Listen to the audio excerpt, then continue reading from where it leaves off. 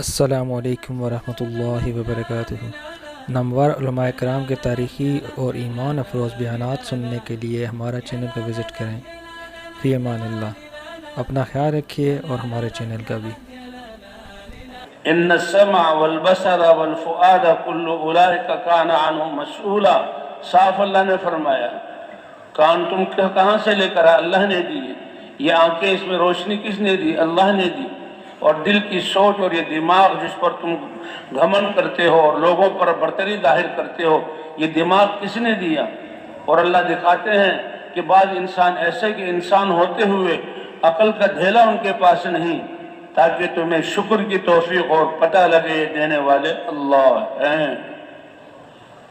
ان کے بارے میں پوچھا جائے گا، کیونکہ وہ یوم الحساب ہے اور اللہ عدل بلکہ فضل کر ظاہر کریں گے۔ اور جانوروں میں عدل ہوگا، فرمایا جانوروں میں جو جانور برابر سرابر رہے ان کا تو وہ تو مٹی بن گئے، ان کا تو کوئی، اسی لیے صحابہ کرام اللہ کے سامنے کھڑے ہونے سے اور اللہ کے غصے کے ڈر کی خوف کی وجہ سے کہتے کاش کوئی میں تنکا ہوتا، کاش میں کوئی جانور ہوتا، حضرت ابوبکر صدیق کاش کہ کوئی میں مینڈھا ہوتا جو میرے مالک ہوتے، پال کر موٹا تازہ کرتے اور پھر مجھے مہمانوں کے آنے پر ذبح کرتے، میرے گوشت کو آگ پر بھونا جاتا اور وہ کھا لیتے، میرا قصہ ختم ہو جاتا۔ یہ کیوں تمنا کر رہے ہیں کہ اللہ کے سامنے کھڑے ہو کر حساب دینا یہ بہت بڑی چیز ہے، حالانکہ حضرت ابوبکر کون ہے، کتنی عظیم ہستی ہے، نبیوں کے بعد ان کا درجہ ہے۔ فرمایا امت کا، سارے امت کا ایمان ترازو کے ایک پلڑے میں رکھ دیا جائے اور حضرت ابوبکر صدیق رضی اللہ تعالیٰ عنہ کے ایمان ترازو کے دوسرے پلڑے میں رکھ دیا جائے تو ابوبکر کا ایمان بھاری ہو جائے گا۔ اللہ کا ڈر نہ ہونا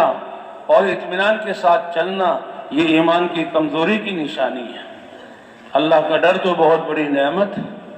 حضرت عمر فاروق جیسے جب انتقال ہونے لگا اپنے چہرے کو زمین پر رکھ رہے ہیں، ان کے بیٹے ان کے چہرے کو لے کر، کیونکہ جو ابن لؤلؤ تھا اس نے جو ہے وہ نیزوں سے ان کو جو ہے زخمی کیا تھا،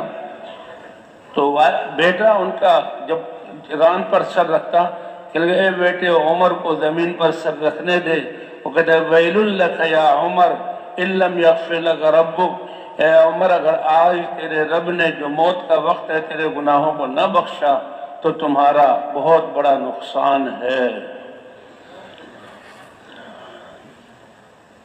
تو وہ جانور جنہوں نے ایک دوسرے پر ظلم کیا ہوگا ان کو زندہ کیا جائے گا۔ حدیث میں صاف آتا ہے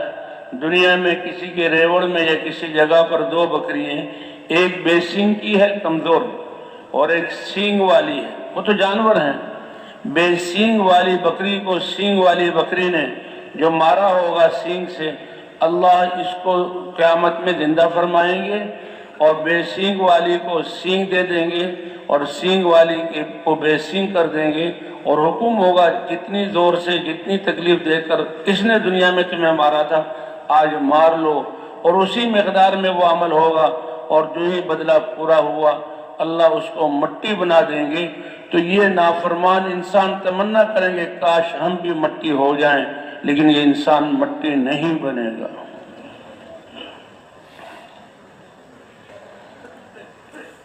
تو بھی اللہ تعالیٰ نے دنیا آخرت کی کامیابی کے لیے یہ دین مرحمت فرمایا،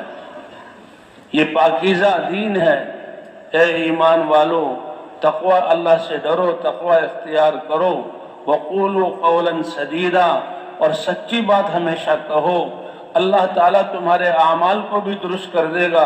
اور اللہ تمہارے گناہوں کو بھی بخش دے گا۔ اور سن لو وَمَن يُطِعِ اللَّهَ وَرَسُولَهُ، جو اللہ اور اللہ کے رسول کی طاعت میں زندگی گزارے گا، فقد فاز فوزا عظیما، یہ نہیں کہ آئندہ کامیاب ہوگا، وہ کامیاب ہو چکا ہے۔ اس کے تقوی کے ثمرات اللہ نے دنیا میں مرحمت فرما دیے ہیں، اس کو کائنات میں اللہ نے عزت والا بنا دیا ہے،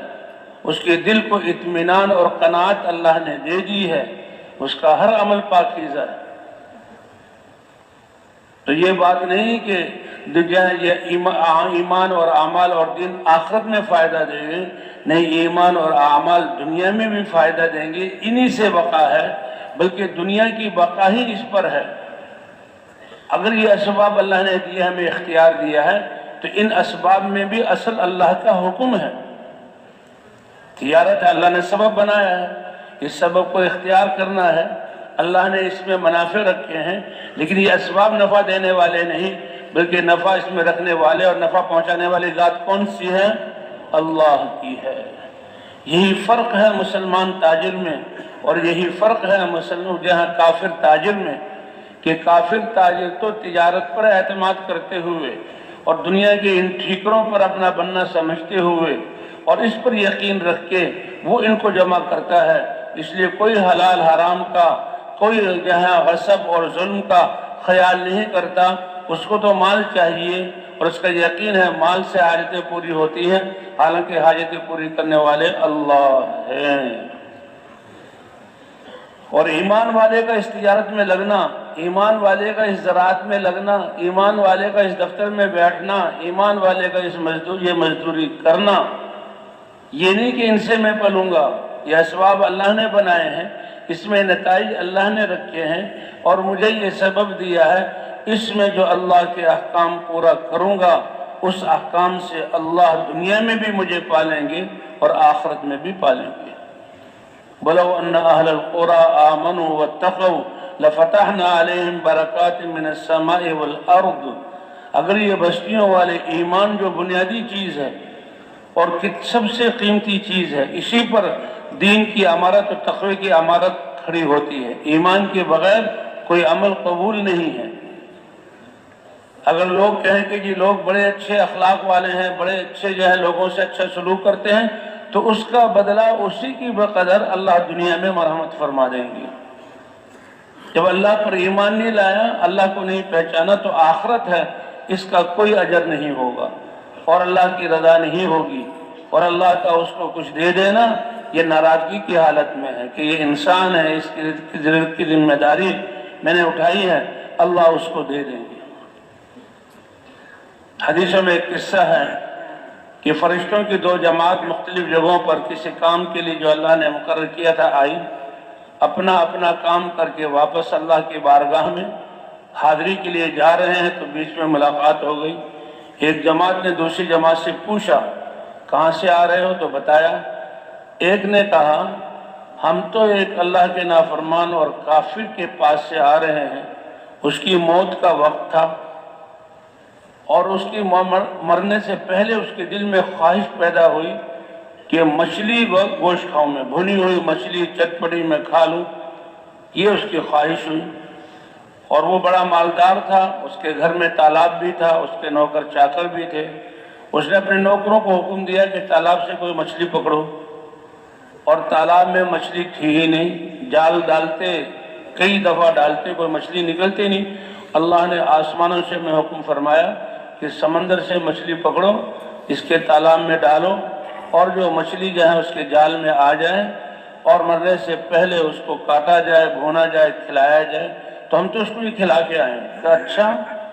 کافر کے ساتھ یہ معاملہ؟ بڑے حیرانگی، آپ لوگ کہاں سے آئے ہیں؟ دوسری جماعت سے۔ انہوں نے کہا ہم ایمان والا کے پاس سے آئے ہیں۔ اس کے بھی دنیا سے جانے کا آخری وقت تھا، سانس نکل رہے تھے، اور وہ پیاس میں تھا، بہت زیادہ اس کو پیاس لگی ہوئی تھی،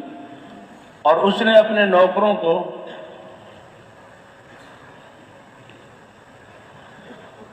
حکم دیا کہ سراہی سے پانی لے آؤ، اور سراہی میں پانی موجود تھا۔ چند لمحات کی بات تھی کہ سراہی سے پانی گلاس میں ڈالا جاتا، اور گلاس جو ہے اس آقا کو دے دیا جاتا، وہ پی لیتا، پیاس بجھ جاتی اور روح نکل جاتی۔ اللہ نے آسمان سے بھیجا، جاؤ میرا یہ نیک بندہ ایمان والا یہ جو پانی مانگ رہا ہے اور سراہی سے پانی گلاس میں ڈالا جائے گا، اس سراہی کو توڑ دو، اس سراہی کو توڑ دو۔ سراہی ٹوٹ گئی، پانی بکھر گیا، اب تو قطرہ بھی نہیں مل سکتا، خالی گلاس، اور پیاس کی حالت میں اس کی روح کو نکال لو۔ تو ظاہری طور پر یہ ایسا معاملہ کہ فرشتے بھی حیران، اللہ کی بارگاہ میں، اے اللہ، کافر کے ساتھ موت کے وقت تیرا یہ معاملہ اور مسلمان کے ساتھ اس کی موت کے وقت آپ کا یہ معاملہ، یہ کیا ماجرا ہے؟ اللہ نے فرمایا وہ کافر میرا دشمن، نافرمانی کرنے والا، اس نے دنیا میں کچھ اچھے کام کیے تھے، نیکی نہیں، نیکی تو ایمان کی بنیاد پر ہوتی ہے، کچھ کام کیے تھے، ان کاموں کا بدلہ میں نے اس کو مال نعمتوں کی صورت میں، خوشی کی صورت میں دنیا میں دے دیا تھا۔ اب موت کا وقت آیا، ایک اس کا عمل اچھا باقی تھا، وہ مرنے لگا تھا، تو اس کا بدلہ میں نے ایسا کہ مچھلی کی صورت میں سمندر سے فرشتے کو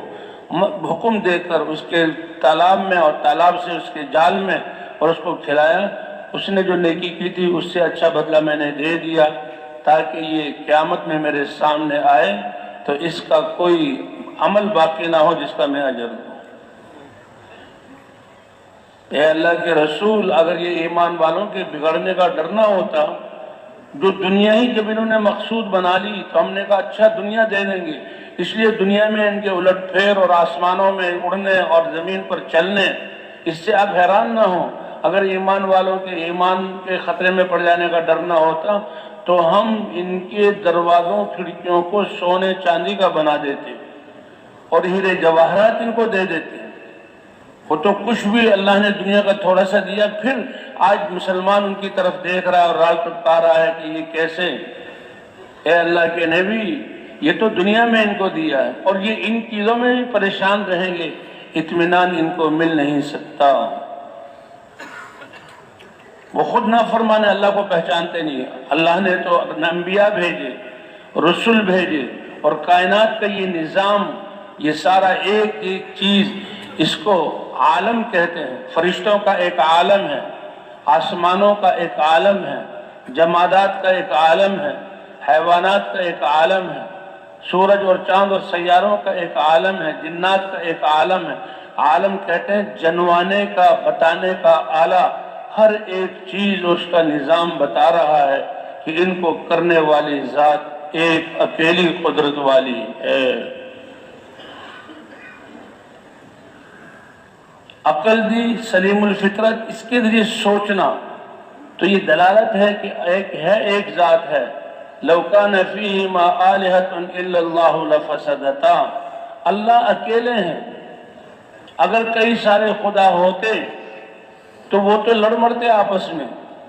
کہ میرے ماننے والے بارش چاہ رہے ہیں، دوسرا میرے ماننے والے دھوپ چاہ رہے ہیں، میرے ماننے والے سردی چاہ رہے ہیں، میرے ماننے والے گرمی چاہ رہے ہیں، میرے ماننے والے کہہ رہے ہیں سورج کو روک دو، میرے ماننے والے کہہ رہے ہیں رات لے آؤ ہم تھک چکے ہیں، تو لفسدتا، فساد قائم ہو جاتا۔ یہ اتنا مضبوط اور اتنا بڑا نظام جو انسانوں کو آنکھوں سے نظر آ رہا ہے، اور انسان اپنی سائنسی ترقی اور یہ جہاں پہنچ چکا ہے، یہ بہت کم ہے، یہی اللہ کی وحدانیت کو بتلاتا ہے، اور جہاں انسان ابھی پہنچ نہیں سکا وہ اس سے کہیں زیادہ ہے، اور سب کو چلانے والی ذات اکیلی اللہ کی ہے۔ اور ایمان والے کو تو یہ کتنا سعادت مند ہے، اس کو تو یہ علم کہ کائنات کو چلانے والے اکیلے اللہ ہیں، وہی خالق ہیں، وہی معبود ہے۔ بچے کو ماں کی گود میں یہ کلمہ اور یہ علم دیا جاتا ہے۔